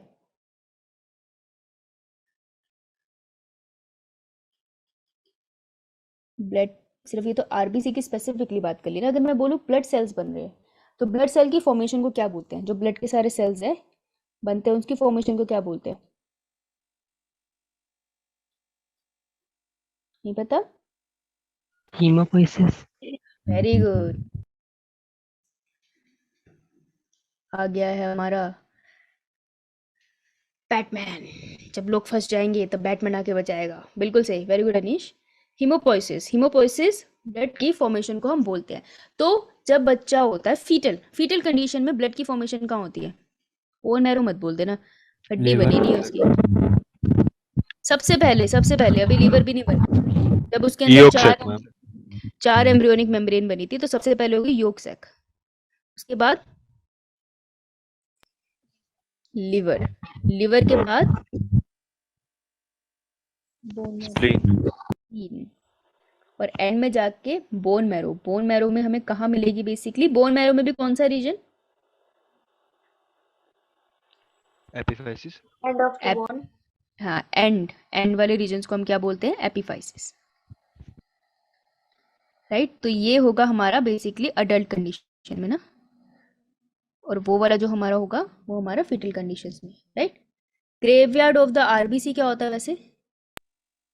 स्प्लीन। हाँ, तो देखो हाँ, तो इसको इसमें मत कंफ्यूज करना कि यहाँ पे सिर्फ आरबीसी की बात हो रही है, यहाँ पे पूरे ब्लड की बात हो रही है। ठीक है, तो पूरे ब्लड की फॉर्मेशन को हम कहते हैं हीमोपोइसिस, और उसका ये ऑर्डर रहता है। तो इस ऑर्डर पे क्वेश्चन आ सकता है बहुत आराम से, इट्स इंपॉर्टेंट, इसे लिख लो, बहुत ज्यादा महत्वपूर्ण है ये।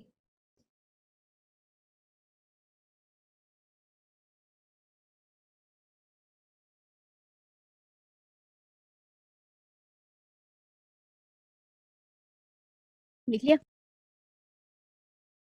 No ma'am. ओके, अब मैं तुमको 4 नंबर के 2 क्वेश्चन तो कम से कम करा के भेजूंगी इसके बाद वाले टॉपिक में। 2 क्वेश्चन बनते हैं उससे। अच्छा, 4 नंबर का बोला तेरा बड़ा जल्दी हो गया। Ma'am previous slide. उसने मुझे मिसगाइड किया था डन बोल के।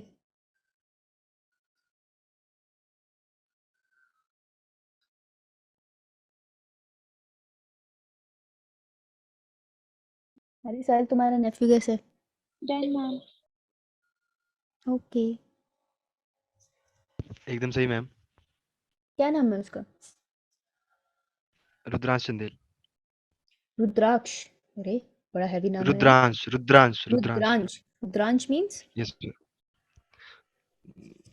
शिवांश शिवकांश ओह, शिवकांश, अपार्ट अच्छा फ्रॉम पता है शिवा। तुम्हें। अरे वाह, ये तो बड़ा प्यारा नाम है। Nice, good. चलो, कोएगुलेशन ऑफ ब्लड पढ़ते हैं हम। और अगर कोएगुलेशन ऑफ ब्लड में इसको भी सिंपली बोलूं तो छोड़ो, कितना कॉम्प्लिकेटेड वर्ड क्यों डालती हूँ, मैं सीधी बोलती हूँ वुंड हीलिंग। ठीक है, कभी वो चोट लगती है तो तुमने देखा है वो छोटा सा वुंड बन जाता है, पहले वो रेड रेड कलर की पपड़ी सी बनती है। हाँ, वो पपड़ी में पहले दर्द होता है, ठीक है, फिर वो धीरे धीरे डेड होती चली जाती है, उसके बाद कोई दर्द फील नहीं होता उसमें। ठीक है, तो कैसे कोई वुंड हील होता है, तो मान लो हाथ था किसी का, उसके हाथ पे लग गई चोट। ओके, तो उसके हाथ पे लगी छोटू सी चोट। अब उसकी चोट लग गई तो यहाँ से सेल वेल चले गए, राइट। अब धीरे धीरे तुमको क्या दिखेगा, यहाँ पर पपड़ी सी बननी स्टार्ट हो जाएगी। ओके, थोड़े थोड़े मैश लाइक नेटवर्क होता है, बड़े ध्यान से देखना कभी उसको, वैसे तो घर वालों के सामने मत करा, कहेंगे पागल हो गए हो, लेकिन देखना कभी ध्यान से। फिर धीरे धीरे वो मोस्टली स्किन से झड़ जाती है, अगर तुमने कभी नोटिस किया हो, क्योंकि वो उसके अंदर होते क्या है, डेड सेल्स। सो धीरे धीरे कंप्लीटली डेड हो जाता है, डेड सेल्स। तो जो डेड सेल्स होते हैं ना, धीरे धीरे बॉडी से झड़ जाते हैं और नीचे न्यू स्किन आ चुकी होती है, तभी झड़ते हैं एक्चुअली ये। ठीक है, तो नए सेल्स को यहाँ पर बनना है, तो उसको बनने के लिए टाइम लगेगा, क्योंकि आसपास के जो सेल्स है उनके अंदर माइटोसिस होगी। माइटोसिस होगी तो वो वुंड हील कर देंगे, लेकिन माइटोसिस को टाइम तो लगेगा ना। तो उससे पहले ऐसे ये एक स्कम सा बन जाता है, और ये स्कम इसलिए बनता है ताकि तुम्हारी बॉडी से ब्लड लॉस ना हो ज्यादा। ठीक है, तो इसको बनाने के लिए जो सबसे इंपॉर्टेंट होता है वो कौन से सेल्स होते हैं, प्लेटलेट्स। तो हमें प्लेटलेट्स की जरूरत है, तो आज इनके बारे में थोड़ा सा पढ़ते हैं। तो प्लेटलेट्स के पास होते हैं क्लॉटिंग फैक्टर, सुना था इसके बारे में? कल बताया था मैम। मैंने, ब्लड में है ना। तो क्लॉटिंग फैक्टर, देखो किसी भी वर्ड के आगे बायो में फैक्टर लिखा है ना, मतलब कि मुझे ज्यादा नॉलेज नहीं है इसके बारे में, रिसर्च अभी भी चल रही है, तो हम उस चीज को हम उसको फैक्टर वर्ड लगा देते हैं उसके आगे। ठीक है, research is under like still continue. तो क्लॉटिंग फैक्टर में एक क्लॉटिंग फैक्टर बहुत इंपॉर्टेंट है, जिसके बारे में तुमको जानना है, जिसके बारे में तुम्हें पढ़ना है। इसमें बहुत एंजाइम्स आते हैं, लेकिन तुम बहुत ही किस्मत वाले हो कि तुमको थोड़े से पढ़ने हैं। ठीक है, तो एक क्लॉटिंग फैक्टर है जो बेसिकली एंजाइम है। ओके, तो उस एंजाइम का नाम क्या है, थ्रोम्बोकाइनेज। सुना है? यो मैम। जिन्होंने नहीं भी सुना, ये यार एम है, ठीक है, जिन्होंने नहीं भी सुना वो याद रखना कि जब भी कोई चीज लिखते हो तो पता होना चाहिए वो है क्या। So it's an enzyme. तो ये एक एंजाइम है जो प्लेटलेट बनाएगा। ठीक है, और ये एंजाइम सिर्फ तब एक्टिवेट हो सकता है जब इसके पास हो एक कैल्शियम आयन। तो विदाउट कैल्शियम आयन ये एक्टिवेट नहीं हो पाएगा। ठीक है, तो thrombokinase in an enzyme formed by the platelets and they require calcium ion to perform their function। NEET का क्वेश्चन कहाँ से आएगा, कौन सा आयन चाहिए? तो थ्रोम्बोकाइनेज के साथ तुम्हें याद रखना है, टी के साथ सी याद रखना है। Got it?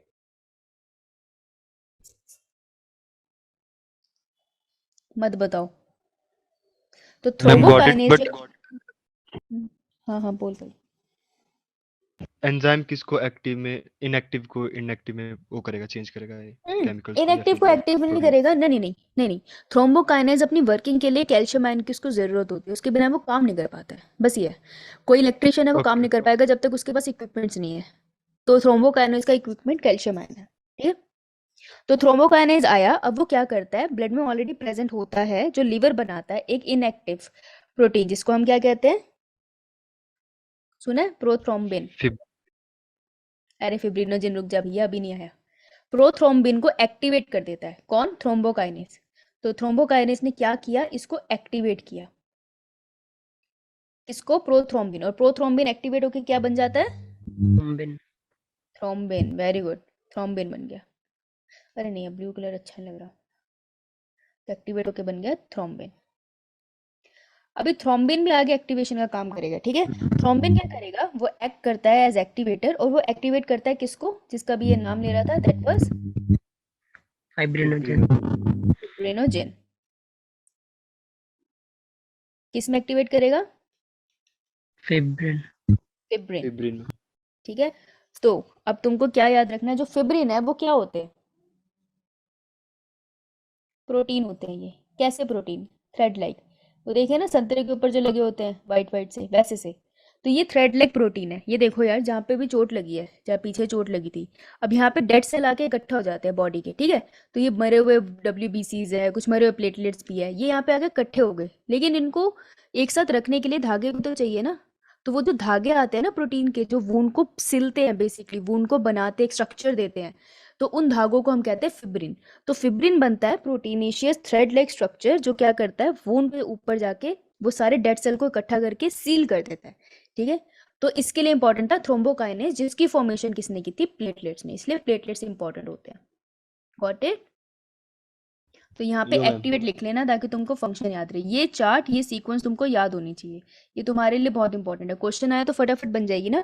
अब एक और क्वेश्चन बनता है कि प्रोथ्रोम्बिन के ऊपर बनता है, कि कहाँ से आया ये, तो ये बनता कहाँ पे है, तो मैं ये ब्रैकेट में लिख रही हूँ, एरो से कंफ्यूजन हो सकती है।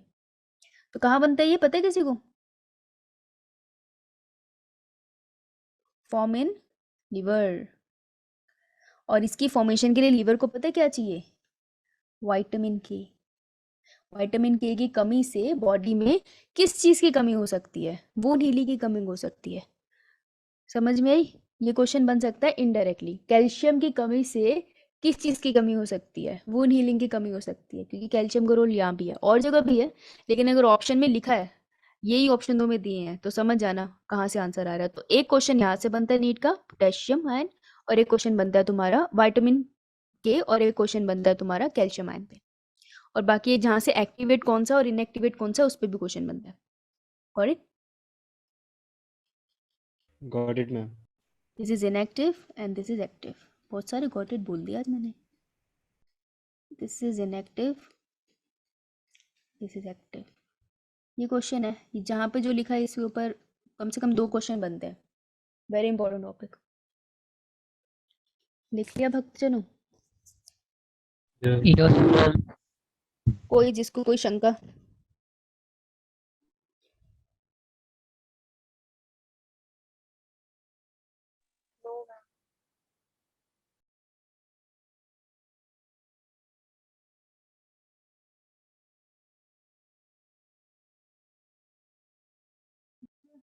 फिर क्या बचता है हमारे पास। ओके यार, फटाफट मैम आओ यार तुम चुप ये कर। हाँ क्लॉटिंग फैक्टर, सॉरी मैम। हाँ हाँ, बोल बोल बोल बोल। अच्छा ओके, क्लॉटिंग फैक्टर्स तो हमारी ब्लड वेसल्स में भी तो वैसे घूम रहे होंगे ब्लड में, तब ब्लड वेसल्स में क्यों नहीं क्लॉट हो रहा है खून? एक्टिव नहीं है ना। तो अभी तो हमने एक्टिव करा इसको, फिब्रिन को, वो थ्रोम्बिन तो तभी पहले से ही होगा। प्लॉट, जो प्लेटलेट्स है वो भी क्लोटिंग फैक्टर तभी रिलीज करना स्टार्ट करेगा, जब वहाँ पे कहीं पे वो होगा, कोई वुंड आएगा, तभी वो एक्टिवेट होगा, नहीं तो ऐसे ही घूमेगा, अदरवाइज तो सारी ब्लड वेसल ब्लॉक हो जाती। इसलिए चीजें इनएक्टिव फॉर्म में होती है, जैसे मैंने कहा थ्रोम्बोकाइनेज भी। तो प्लेटलेट्स तब फॉर्म करना स्टार्ट करेगा वो एंजाइम, जब वहाँ पे कहीं पे उसे वुंड दिखेगा कि हाँ भी वुंड की फॉर्मेशन हो गई, तो बॉडी में सेल एक दूसरे से कम्युनिकेट करते हैं और उस तरफ को भागते हैं। जैसे न्यूट्रोफिल सबसे पहले भागता है वुंड वाली जगह पे, प्लेटलेट्स भी भागता है उस तरफ को, ठीक है। तो उस टाइम पे जो कैल्शियम है वो उसको पिक करके थ्रोम्बोकाइनेज की फॉर्मेशन स्टार्ट करता है। तो एक स्पेसिफिक सिग्नल आता है कि बॉडी में इंजरी हुई है, तब वो उसके रिस्पेक्ट में थ्रोम्बोकाइनेज बनाता है। और जैसे ही थ्रोम्बोकाइनेज कैल्शियम आयन के प्रेजेंस में आ गया, उसी टाइम पे प्रोथ्रोम्बिन और बाकी के सारे एंजाइम एक्टिवेट हो जाएंगे धीरे धीरे। तो प्लेटलेट्स पहले सिग्नल का वेट करेगा और उसके बाद होगा, कैल्शियम होगा, लेकिन थ्रोम्बोकाइनेज जब जरूरत होगी तभी बनेगा ना। और मैम व्हाट इफ अगर हमने मतलब ब्लड ट्रांसफ्यूजन गलत कर दिया हो, तब भी तो क्लॉट बन जाएगा। क्यों? ब्लड ट्रांसफ्यूजन में तो बनेगा ना, उसका रीजन अलग होता है, उसमें अटैक हो जाता है आरबीसी के ऊपर, उसका रीजन दूसरा है। Okay ma'am. वो मैं अगली स्लाइड पे बताने वाली थी, बताओ। मैम बता दो। ओके। तो एक छोटा सा फैक्टर है ब्लड के बारे में, तो मैंने लास्ट क्लास एक्चुअली इस पे खत्म करी थी, फिर मैं भूल गई। ओके, तो आरबीसी होते हैं कौन से शेप पे होते हैं? अच्छा, और आरबीसी के पास न्यूक्लियस होता है ह्यूमन में, नो मैम। मैमल्स में, और किसके पास है? ओके, कैमल के पास। छोड़ना, मैंने तभी बोल दिया था। आरबीसी है, आरबीसी के सरफेस के ऊपर बहुत सारे प्रोटीन होते हैं, ठीक है, जो रिसेप्टर का काम करते हैं। तो आरबीसी के सरफेस के ऊपर बहुत सारे प्रोटीन बना के गई थी मैं लास्ट क्लास में, क्या नाम दिया था हमने इन प्रोटीन को? खास प्रोटीन है ये, ब्लड ग्रुपिंग की मदद करते हैं। एंटीजन। हाँ, एंटीजन। इनको हम कहते हैं एंटीजेंस, ठीक है कुछ नहीं, प्रोटीन है, हमारे ब्लड ग्रुप यही डिसाइड करते हैं, ठीक है। देखो, अगर एंटीजन है, मैंने बोला एंटीजन का नाम है ए, तो उसको मारने के लिए, एंटीजन को हमेशा मारने के लिए, किल करने के लिए बनती है एंटीबॉडी, ठीक है। जैसे कि इसका एग्जाम्पल दूं मैं, जिनको वो वाला चैप्टर नहीं आता अभी, कृतिका बेटा, जिसको वो वाला चैप्टर नहीं आता अभी, ह्यूमन हेल्थ एंड डिजीज वाला, वो सुन लो। कृतिका भाई माइक बंद कर ले थोड़ी देर।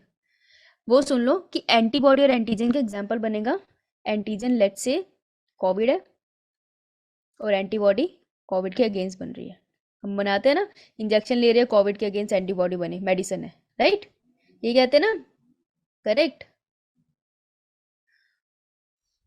हेलो, तो एंटीजन और एंटीबॉडी का ये रिलेशनशिप है, एक दूसरे को पीटती हैं, ठीक है। एंटीजन को पीट देती है एंटीबॉडी, करती कुछ नहीं, उसको पकड़ लेती है और फिर टी सेल मारते हैं, पर चलो उस कॉन्सेप्ट में नहीं जाना, इतना याद रखना, एंटीजन एंटीबॉडी एक दूसरे के खिलाफ होती है। तो बेटा अगर आरबीसी है और उसके ऊपर ए टाइप का एंटीजन रखा है, मान लो, कुछ सोच के बताना, तो अगर इसी बॉडी में, ये बॉडी किसकी है, लेट्स से ये बॉडी है, किसकी बनाऊं? राहुल की। पिट गया राहुल, ये महाराज। तो ये राहुल की बॉडी में आरबीसी है, ठीक है, जिसके ऊपर एंटीजन है ए वाला, और राहुल की बॉडी में ही, राहुल की बॉडी के अंदर ही क्या बन रहे हैं अब? एंटीबॉडीज। अरे एंटीबॉडी कब से सर्कुलर होने लगी, क्या हो गया मुझे? मेरी बायो खराब होती चली जा रही है। राहुल की बॉडी में एंटीबॉडी बनने लगी, और एंटीबॉडी भी इसके पास कौन सी पड़ी है? एंटीबॉडी ए। लड़ाई हो जाएगी एंटीजन एंटीबॉडी में, या मैम। है ना? तो राहुल तो गया, राहुल तो गया ना, उसकी बॉडी ने उसी के सेल पे अटैक कर दिया, तो ये तो गलत है ना। लेकिन हम सबके आरबीसी के ऊपर एंटीजन पड़े हैं, तो फिर हमारी बॉडी कैसे हमसे ऐसे जिंदा है? क्योंकि हमारी बॉडी में जो भी एंटीजन बने हैं ना, उसके खिलाफ कभी एंटीबॉडीज नहीं होती, ठीक है। इसका क्या मतलब है कि राहुल की बॉडी में अगर एंटीजन ए है, तो उसकी बॉडी में एंटीबॉडी ए नहीं होगी, उसकी बॉडी में एंटीबॉडी तुम्हें कौन सी मिलेगी? बी। Antibody B. यस, समझ आई ये वाली बात, क्या बोला मैंने? ठीक है, तो ये कॉन्सेप्ट रहता है, ठीक है। तो हमारे पास कितने टाइप के एंटीजन और एंटीबॉडी का कॉन्सेप्ट है, तो तुम ऐसे कर सकते हो कि एंटीजन ऑन आरबीसी कौन कौन से मिल सकते हैं? या तो तुमको एंटीजन मिलेगा ए वाला, या तुमको मिल सकता है बी, या तुमको दोनों मिल सकता है, ए एंड बी दोनों मिल सकते हैं, और या फिर चौथी कंडीशन है नो एंटीजन, कोई एंटीजन नहीं है, खाली भी हो सकता है, होता है। इतना समझ आया? तो ब्लड ग्रुप कैसे पता चलता है? यहीं से रट्टा मार सकते हैं हम, बहुत प्यारा वाला, यहीं से मार लेते हैं, इससे पहले ज्यादा पढ़ना पड़े। ब्लड ग्रुप कौन डिसाइड करता है? एंटीजन, एंटीबॉडी नहीं करती। तो अगर बॉडी में एंटीजन ए है आरबीसी के ऊपर, ये साथ में आरबीसी बना रही हूँ उनके लिए जो अभी भी भौकलाए हुए हैं कि क्या हो रहा है क्लास में, ये रहा एंटीजन ए, जिनके पास सिर्फ ए एंटीजन है, उनका ब्लड ग्रुप कौन सा होगा? ए। जिनके पास एंटीजन बी है, जिनके पास एंटीजन बी है सिर्फ, उनका कौन सा होगा? बी। शाबाश। जिनके पास ए बी है, उनके पास कौन सा होगा? B blood. A B blood group. तो ए बी एक साथ आ रहे हैं और एक दूसरे के सामने एक्सप्रेस हो रहे हैं, इस फैक्टर को क्या बोलते हैं मेंडल के हिसाब से? यही मृत्यु हो गई, कोडोमिनेंस, याद है? यो ठीक है, और जिसके पास एंटीजन नहीं है उसको मैं क्या बोलूं? उसको मैं अकेला छोड़ दूं? उसको मैं बोलूंगी ओ ब्लड ग्रुप। लेकिन हम तो ये पढ़ते हैं ए पॉजिटिव बी पॉजिटिव, है ना? पढ़ते तो यही है ना? तो फिर positive positive RH positive, factor. हाँ RH फैक्टर है। तो RH फैक्टर क्या है? तो RH फैक्टर मैं अलग कलर से बना रही हूँ। RH फैक्टर एक और प्रोटीन है, ठीक है? इसको मैं ऐसे बना रही हूँ। जिसके पास RH है, RH is also a protein, सबसे पहले तो लिख लो कहीं पे, ठीक है? जिसको आज तक ये नहीं पता, क्योंकि ऑब्वियसली ये कहीं लिखा नहीं होता। RH फैक्टर है क्या? प्रोटीन है। कहाँ पर है? लोकेशन पता होनी चाहिए, ऑन RBC है, ठीक है? क्या काम करता है नहीं जानना है, हम इसको यूज करते हैं ब्लड ग्रुपिंग में। तो जिसके पास RH है, ठीक है, तो यहाँ लिख रही हूँ मैं नेक्स्ट पेज पे, RH प्रेजेंट तो मैं उसको कहूंगी पॉजिटिव, RH एब्सेंट तो मैं उसको कहूंगी नेगेटिव। तो सोचो, अगर A के पास RH है तो मैं ये A पॉजिटिव हो गया, अगर RH नहीं है तो ये नेगेटिव हो जाएगा। समझ आई ये बात? मैम तो मैं इसके और कॉलम भी तो बना सकती हूँ ना, अगर मैं इसकी सीक्वेंसिंग हटा दूँ तो मैं यहाँ भी ये भी तो लिख सकती हूँ, ए पॉजिटिव, सॉरी ए प्लस RH, सॉरी ए प्लस RH। तो मैं क्या लिखूंगी इसको, ये वाले को ए पॉजिटिव, बी और इसके बाद लिख दूँ बी प्लस RH। तो मैं इसे क्या बोलूँगी, RH positive B positive. A B लिखा है, और अगर ए बी प्लस RH भी है उनके पास तो मैं इनको बोलूँगी ए बी पॉजिटिव। ओ, और मैं ये तो बोल सकती हूँ कोई एंटीजन नहीं है पर RH प्रेजेंट है, second condition no antigen plus RH, तो मैं इसे बोलूँगी ओ पॉजिटिव। समझ आई? एंटीबॉडी कौन सी होगी बेटा? एंटीबॉडी ऑपोजिट होगी, उसके खिलाफ वाली। तो अगर एंटीजन ए है तो एंटीबॉडी बी, बी ठीक है? एंटीजन इसमें भी बी ही है, ठीक है? इसमें ए, इसमें कोई एंटीजन होगा, एंटीबॉडी होगा? नहीं, नील नील। और इसमें कोई एंटीजन नहीं है ना, तो दोनों एंटीबॉडी होती है, ए एंड बी। ये बात समझ आई? तो नील नील को हम कभी कभार जीरो भी लिख देते हैं, गलत नहीं होता वो। Got it?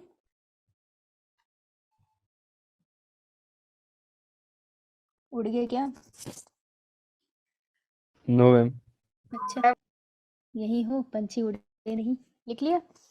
यस ठीक है, तो बस इतना से रह गया हार्मोनल कंट्रोल और पोर्टल सिस्टम है, hepatic portal system, renal portal system, दो पोर्टल, तीन पोर्टल सिस्टम है वैसे, चलो तीनों कर लेंगे। उसके बाद कल क्वेश्चंस लगेंगे, ठीक है? तो आ जाना मुंह उठा के, ओके जी? होमवर्क कराना। मैम हाँ, अभी स्लाइड भी तो खेलेंगे हम, एक बोलेगा ये स्लाइड, वो बोलेगा दूसरी स्लाइड। चलो स्टार्ट करते हैं स्लाइड खेलना। हाँ, तब तक साहिल तुम पूछ रहे थे ना RBC रिस्पायर कैसे करता है? यो मैम। वो दुख हुआ मुझे बाद में सोच के, जब मैंने गूगल देखा तो मुझे अफसोस हुआ कि मुझे ये आंसर आता था। बॉडी का हर एक सेल, कोई भी living organism at least one cell है, तो हर एक सेल अपने साइटोप्लाज्म में प्रोसेस करता है जिसको हम कहते हैं ग्लाइकोलिसिस।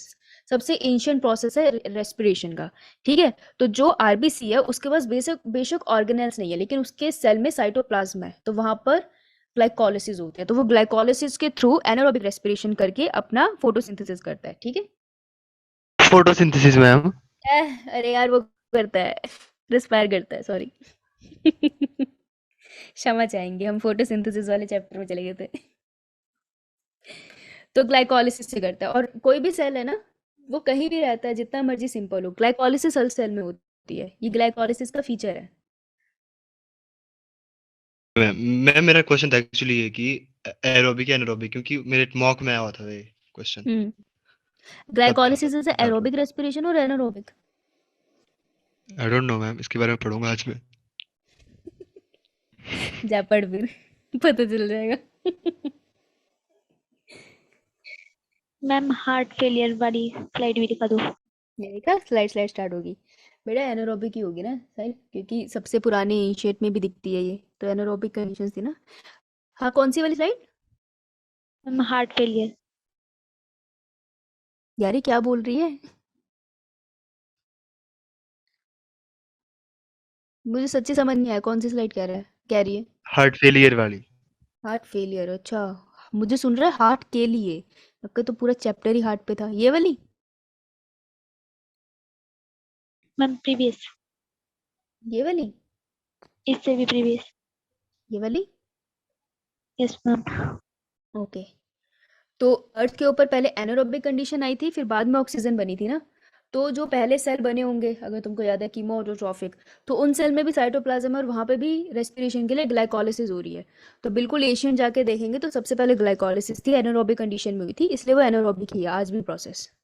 तो ऐसा नहीं हमारी बॉडी में कोई एनारोबिक काम नहीं होता, सेल्स के अंदर साइटोप्लाज्म में ग्लाइकोलिसिस होती है और that is anaerobic respiration in every single cell on अर्थ।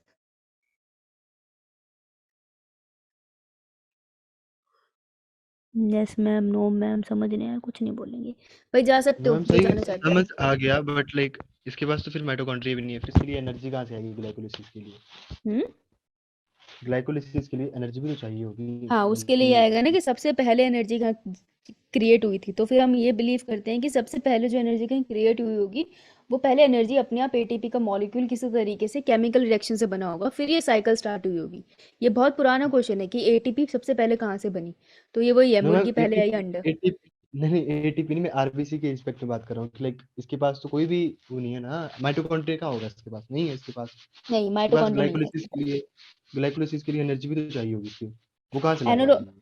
तो उसके पास जो पहले बनी होगी ना, पहले उसके पास न्यूक्लियस था, तो जो उसके पास स्टोर्ड एनर्जी होगी उसी के फॉर्म में होगा, तभी तो उसकी लाइफ भी छोटी होती है, ज़्यादा टाइम तक रह नहीं पाता, आरबीसी जल्दी डेड हो जाती है। तो जब वो एपिफाइसिस में बनेगा आरबीसी तो उसके पास न्यूक्लियस होगा। दोबारा बोल। जब स्टार्टिंग में जब रेड बोन मैरो में आरबीसी